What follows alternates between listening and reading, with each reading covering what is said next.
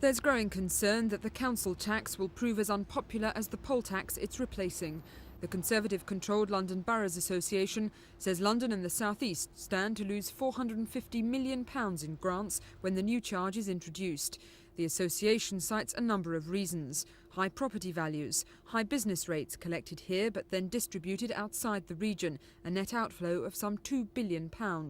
Grant will also be lost because thousands of people are missing from the 1991 census, many of whom failed to register for the poll tax.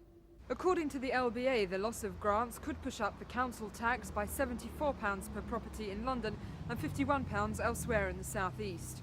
Boroughs like this one, Kensington and Chelsea, could be particularly badly hit, with a grant shortfall of £373 per property.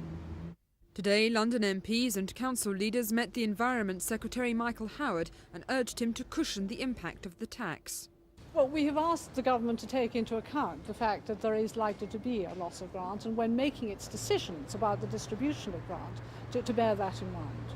I've never been good at actually prophesying derby winners, but I always find that somebody wins the derby, and I trust on this that we win this derby. If you don't, what would that mean for London and the people who live in the capital? If the right adjustments are not made, then it will disadvantage London and the South East, but I cannot actually see that that will be done in that way by our government. In a statement, the Department of the Environment said that if councils operate to a similar level of efficiency, then council tax bills would be the same in London as elsewhere for property of the same value.